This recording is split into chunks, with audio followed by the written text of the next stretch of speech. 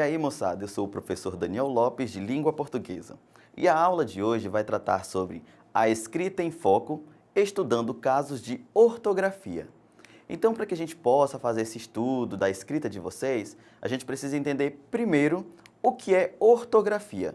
Você sabe o que é ortografia? Ortografia, ela estuda a forma correta de escrita das palavras, de uma língua, determinada língua. Ela vem do grego orto, que quer dizer correto, e grafo, que por sua vez significa escrita. Então, a ortografia ela surgiu dessa escrita correta, certo?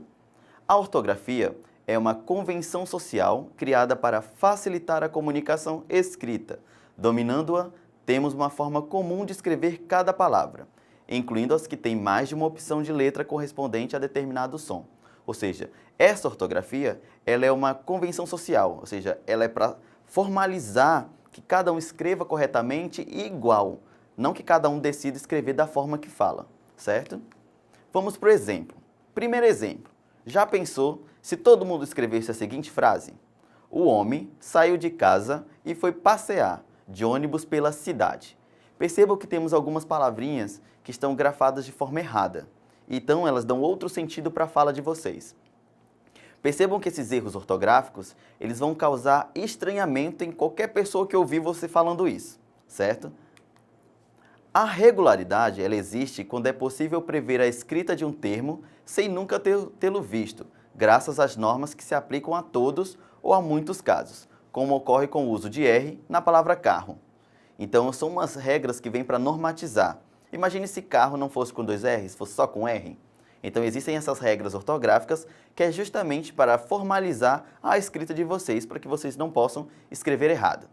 Quando vocês começam a escrever errado e não sabem como essa palavra é escrita, existe uma grande ferramenta para que vocês possam saber o correto delas, que é o quê? Consultar o dicionário.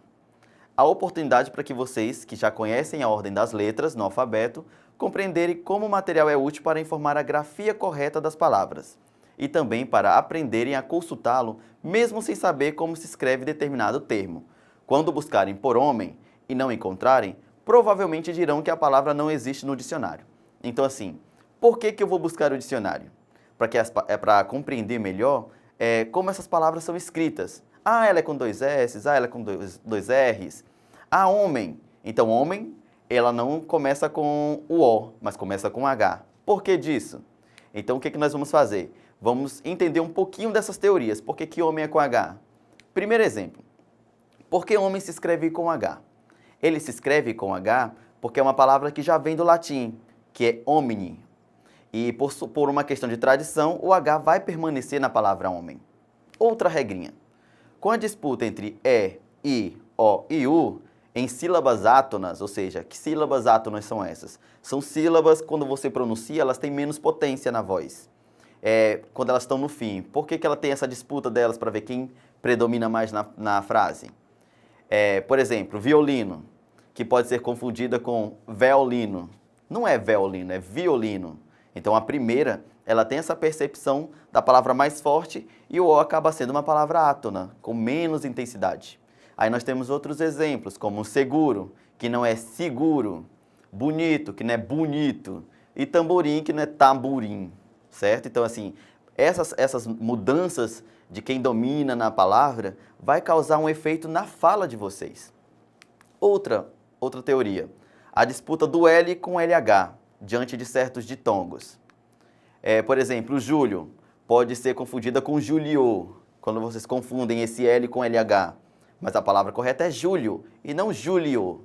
A palavra família também entra nesse caso, que é família e não família, tá? E a palavra toalha, que não é toalha, tá? Então, assim, sempre perceber essa diferença da letra L com LH nessa construção das palavras. Outras teorias que nós temos. Por que jeito é grafado com J e gente com G? Entenderam? Essa sempre foi a dúvida da maioria das pessoas. Ah, professor, eu acho que jeito é com J. Não, mas jeito é com G. Vamos para o resultado. Jeito vem do latim iactus ou jactus, mas também já foi escrito com G. Percebam lá na palavrinha homem que quando ela vem do latim, ela permanece com a sua estrutura. E o jeito não seria diferente. Só que, de acordo com as reformas ortográficas, que fixaram outras grafias do J, a palavra gente ela vem do latim gentem. Então, toda vez que vocês tiverem dúvida da escrita dessas palavras, o melhor amigo de vocês vai ser o dicionário. Outro exemplo. Por que passeio é grafado com 2 S e não com C, como parceiro? Né? Passeio vem do latim também, que é passus, e manteve o SS. Já a palavra parceiro, ela vem do latim partiarium, que é no século XIV, que era traduzida como parçaria. Com o tempo, o termo se modernizou até virar parceria. Né? Então lembram quando vocês estudavam que o professor falava assim, não gente, naquela época era voz me ser, aí depois mudou para você, aí depois a tecnologia apareceu, colocou VC, e hoje vocês não falam nenhuma delas, vocês só mandam um legalzinho ou só aponta. Né? Então são essas teorias que vão estruturando de acordo com a época. E para finalizar essas regras ortográficas, nós vamos fazer um outro destaque importante na língua portuguesa, que é quando a gente vai usar os porquês, que é o porquê separado sem acento, o porquê junto sem acento, o porquê separado com acento e o porquê junto com acento. Vai enrolar um pouquinho? Não vai. Vamos prestar atenção nos exemplos, aí vocês vão entender um pouquinho melhor. Primeiro porquê é o porquê separado. Ele é utilizado em perguntas. Ah, professor, como assim? Coloque um exemplo. Primeiro exemplo. Por que não voltamos para casa? Então, toda vez que você for fazer uma pergunta e tiver o porquê na estrutura dessa frase, sempre será um porquê sem acento e separado.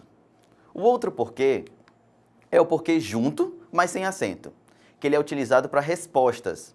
Toda vez que você for dar uma resposta e estiver o porquê na frase, você vai usar ele porquê junto e sem acento. Exemplo, por que agora não temos tempo?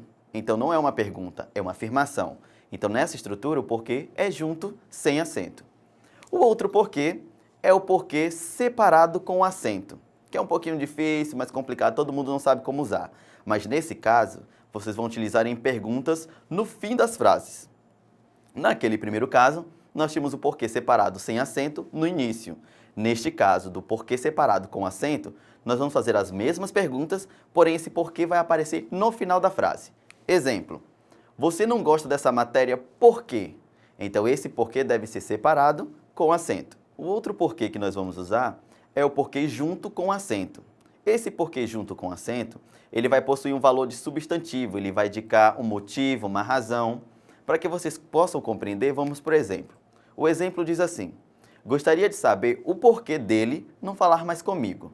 Tá? Assim, uma outra dica que vocês podem perceber no uso desse porquê junto com acento é toda vez ter um pronome na frente, uma referência a uma pessoa. Percebam nessa frase que ela diz assim, ó, gostaria de saber o porquê dele não falar mais comigo. Então percebam que tem esse pronomezinho oblíquo aí na frente, tá? Então ele sempre vai aparecer na maioria dos casos. Esses foram os 4 porquês. O porquê separado sem acento, o porquê junto sem acento, o porquê separado com acento e o porquê junto com acento, tá? São os 4 porquês da língua portuguesa que a gente precisa entender um pouquinho. Vamos agora para o exercitando. Vamos ver se vocês compreenderam essas regras ortográficas da aula de hoje. A primeira pergunta diz assim, a alternativa que contém o erro de ortografia é... Aí nós temos 4 opções. Letra A, não sei onde deixei minhas canetas. Opção B, não gostava mais de caminhar pela cidade. Opção C, estava se sentindo mal pela manhã. E opção D, a próxima sessão de cinema começa às 21 horas. Vocês conseguiram identificar qual delas está com um erro de ortografia? Acertou quem disse a letra A. Não sei aonde deixei minhas canetas. Fica parecendo até que o aonde das canetas, as canetas andaram se movimentando, mas não é bem assim. Vamos entender por que ela está errada. Os termos onde e aonde são utilizados em diferentes situações, tá? Então a situação que eu vou usar o onde e o aonde são totalmente diferentes. O onde eu vou usar para indicar lugar, sendo sempre acompanhado de verbos que expressam permanência. Ele não vai me dar a ideia de movimento. O aonde, ele vai indicar esse movimento ou aproximação. Assim, essa frase que a gente colocou lá em cima, não sei onde deixei minhas canetas, está incorreta, né? Ela não é escrita dessa forma com o aonde, mas sim com o onde, tá? Questão 2. A questão 2 diz assim, depois de... Aí vocês vão tentar decifrar nessa questão qual S e qual Z e onde eu vou colocar esse S e esse Z. A questão diz assim: depois de ficar paralisado, esteve de repouso a semana toda. Então aí vocês vão identificar onde eu vou colocar um S e onde eu vou colocar um Z.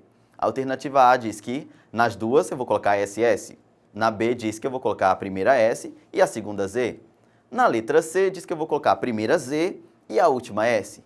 Já na questão D diz que eu vou colocar Z nas duas. Vocês conseguiram identificar?